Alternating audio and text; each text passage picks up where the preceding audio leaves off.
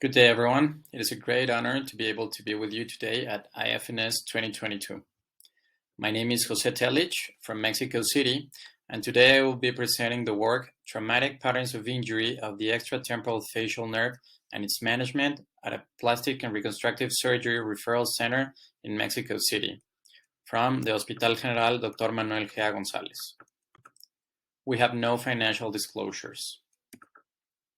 As we know, traumatic injuries are the second most common cause for facial paralysis around the world. Trauma accounts for 20 to 23% of all facial nerve palsies and has dramatic implications on a patient's quality of life and psychological well-being. Most traumatic facial palsy cases derive from temporal bone fractures, but a high number of patients also present with extratemporal injuries. The exact etiology of said trauma and its patterns of presentation may vary between centers as well as any accompanying injuries. Also, management may be different amongst several different institutions. Therefore, the objective of this presentation is to show our institution's experience in providing reconstruction to patients with traumatic extratemporal facial nerve palsy. We performed a retrospective and cross-sectional study in which we included every patient with an extratemporal facial nerve injury managed by the Facial Palsy Clinic of the Hospital General Gea González between 2017 and 2019. We recorded demographic characteristics of the patients, the trauma mechanism, any accompanying injuries, and the management patients received. All statistical information is presented as central tendency measures as well as percentages. During the study period, we treated a total of 108 patients for facial palsy reconstruction. Out of those 108 patients, 20 cases were secondary to trauma, resulting in 18.5% of all cases. 19 patients, or 95%, were males, and just one patient was a female. Median age at the time of presentation was 24.8 years, and the median time from injury to presentation to the hospital for surgical evaluation was 34.05 hours. Over half of patients presented with any associated injuries, such as facial fractures, parotid duct injuries, or arterial damage. For the mechanism of injury, stab wounds due to interpersonal violence were the most common cause for consultation, followed by 3 cases of dog bites, and we saw 2 cases of facial palsy due to blunt trauma. When we evaluated the injured areas according to Sekel's danger zones, just one area was damaged in 16 patients, or 80% of cases, and 4 patients had injuries to multiple areas.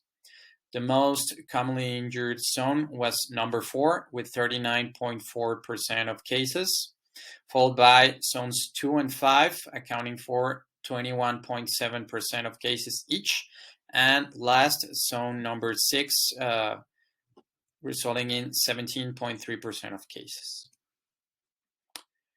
When evaluating the branches of the facial nerve that were injured, the frontal branch was the most commonly injured one, accounting for 47% of cases. In second place, we had the buccal branch, resulting in 38% of cases damaged, and the zygomatic branch was injured in 14% of the cases. No injuries were seen to the marginal branch or the cervical branch.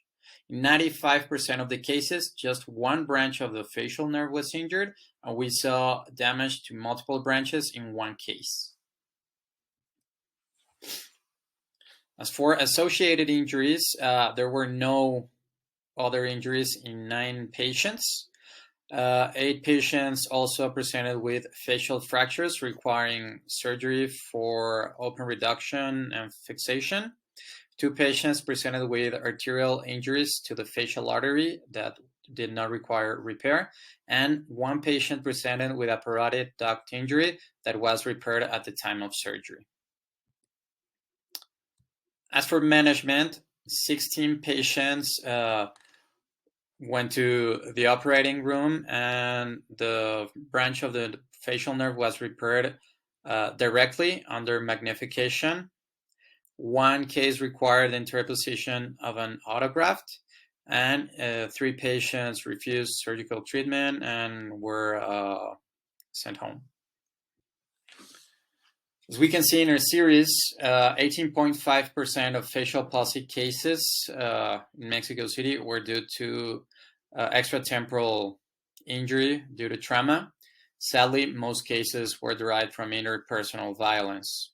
An early diagnosis with an accurate physical examination is mandatory for early identification of the damaged branches, and it's required for early referral so patients can get to the operating room quickly. In our experience, early repair should be attempted when feasible, either doing a direct repair or using nerve grafts.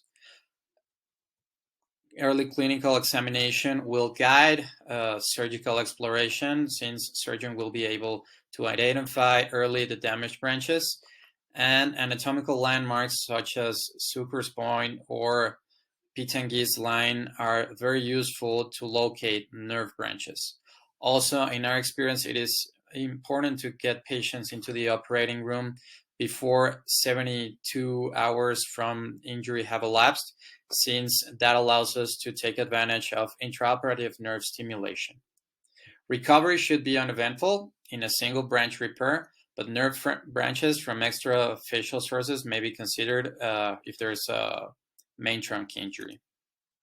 Classic management algorithms for dynamic reconstruction of the facial nerve recommend direct repair of the nerve or graft interposition in early diagnosis. As we can see here in this algorithm proposed by Lee, if the facial nerve trunk or branch is easily accessible, we should attempt either direct neuroraphy or interposition of a graft, which was the case for all of our cases.